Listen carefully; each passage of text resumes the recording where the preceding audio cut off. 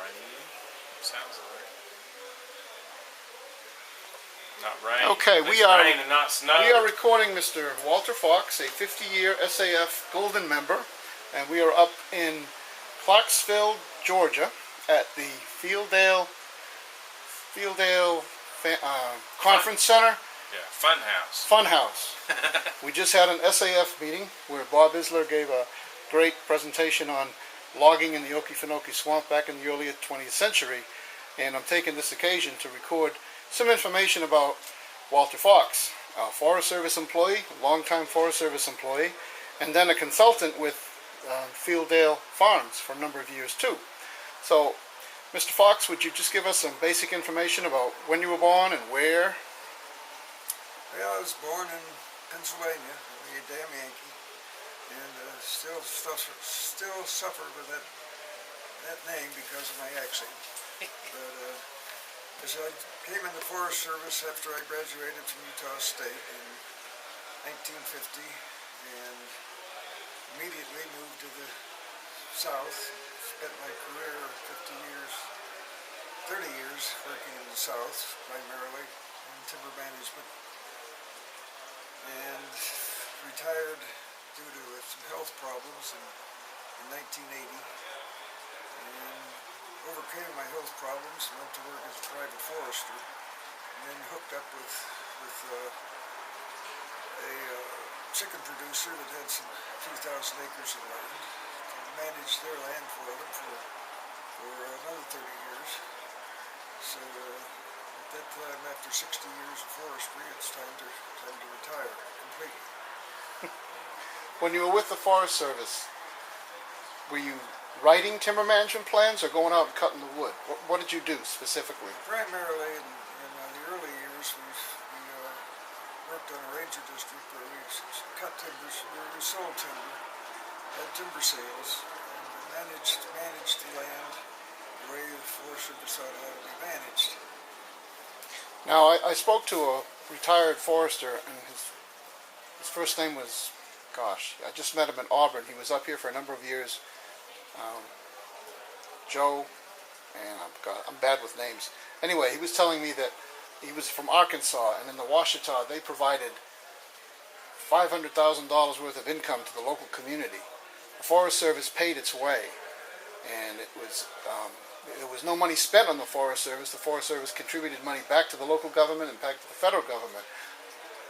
You must have been aware of that wherever you were in the different forests. Do you have any idea of how much money you gave back to the local community and what it was used for? No, but I know that was a traditional Forest Service program to share the income with the local communities, and I can't give you any idea how much it was at any given time. Where did you work?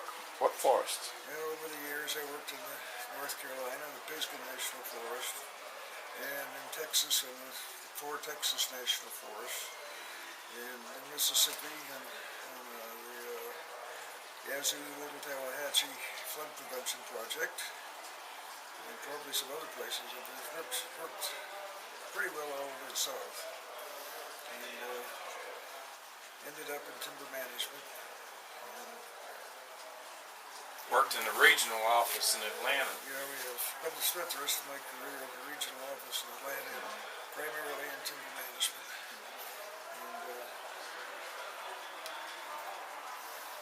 And I think I told you earlier when we were talking inside that I'm using Gifford Pinchot's Breaking New Ground as a basis of the introduction into the book that I'm writing, helping write How Forestry Came to the Southeast. And this is kind of a rewrite of the introduction because I had it going back 12,000 years and I got lost in history. So now I'm changing it around to just introducing forestry starting in the 1890s with Pinchot as the first forester, first American forester trained here and in Europe. And I think I could safely say that the Forest Service and the Society of American Foresters was born through Pinchot. And what I've come to realize is that the SAF and the Forest Service were very much intertwined in the early years, like probably up until the 1930s and even 40s. The Forest Service people ran SAF, a good part, most of them were officers. What did you do with SAF during your career?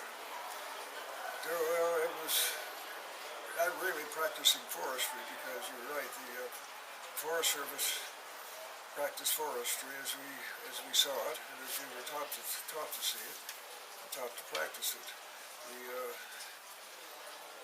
As the years went on, more and more pressure was put on the Forest Service to do other things than just timber management. We got heavily involved in recreation and the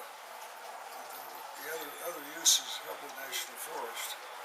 To the point now where the Forest Service doesn't practice forestry much anymore. Walter, talk a little bit about your involvement with the SAF chapter establishing the interpretive exhibit several years ago, and why you felt led to do that, to try to educate folks about forestry and timber. It came about that we decided that it might be nice to put in one of the welcome centers in the State Highway Department, if we could put an exhibit about forestry with the help of the Society of American Foresters. And so we put this exhibit together and developed the theory and the multiple uses of the National Forest, and then had a diorama built to show what the various uses are that exists today in the I-85 Welcome Center coming out of South Carolina. There's also a tree trunk that's a fabricated tree trunk that has a display within it of different products that a lot of people aren't aware of that come from trees, wood. Trees. Yeah, there's almost anything you touch, anything you use as a chemical from a tree or the actual tree itself. It's almost impossible to touch anything that isn't made out of wood or uses wood chemicals. Walter, I know you served in the Army Air Corps in World War II. Coming out of the military, what kind of led you to a career in forestry, to go and study forestry? What do I do next? It seemed to be the question. It was just out of college and just out of high school and just out of the Army, and I ended up looking at forestry because of my Boy Scouting experience. And I spent several years as a Boy Scout and became a scout leader all my adult life with the Society of American Foresters too. But the primary pressure was outdoors, working outdoors, being outdoors, enjoying the forests, enjoying working with the forest. How did you end up at Utah State to earn your degree in forestry? That is a question that I've often wondered myself. I decided I might have to spend all my life in the East, except for a couple of years in the Air Corps. I decided it might be nice to try and be a cowboy, so I decided to go to Utah State and finally I did, and decided after a couple of years out there that I did not want to be a cowboy. So even though I graduated from Utah State, I ended up being a Southern forester. Okay. What did you do with the Army Air Corps? What was your job? I was a navigator on a B-24 heavy bomber. Was that called the Liberator? Yeah. B-24 Liberator. We flew 24 missions over Southern Europe. Were you active in the Pacific as well? The war ended. We put an end to the war in Europe. 24 and go home. Yep. 24 missions. That was their, basically they flew, if they flew 24 missions they could come home. Oh. That was, Yeah, I guess some flew more than that, but that was like the minimum, and you complete your tour. Well, let me turn this around here. This is Mr. Dick Reitmeyer, who's also a Forest Service employee, and tell us about your career, Dick. Well, similar to what Walter shared, I think my influence to get into forestry was through my Boy Scout years and growing up. Grandparents had a farm and being outdoors and that, and so went to University of Kentucky, earned my forestry degree there, graduated in 1976, had a minor in soils, so I first started out working for the Soil Conservation Service doing soil survey, and then I learned that the Forest Service actually had soils personnel in their staff, and so I went to work on the Ouachita National Forest in Arkansas, and it was a combination forester and soils job, and I've spent 35 years now in the Forest Service working mostly in soil and water management. But not exclusively in timber, kind of like Walter has said. I've worked with folks that are managing timber and managing all the other different multiple uses that the Forest Service strives to manage.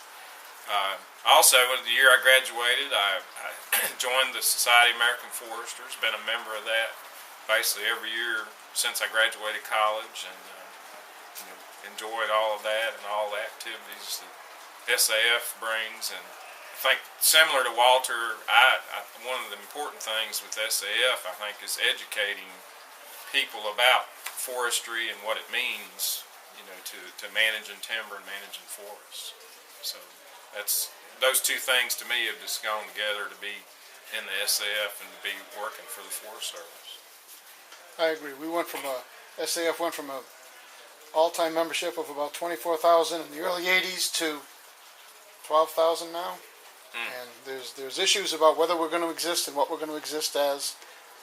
I've been a member since '78, and I think we're an important part of, certainly an important part of forestry. I think we're an important part of the American fabric of understanding forest resource. I hope we do well in the future to let people know that. Thank you, sir. I appreciate this. You want to add anything else about forestry or World War II experiences? You're on tape here. No, thank you. It's appreciate the opportunity to do this. All right. Thank you, sir. Terrific.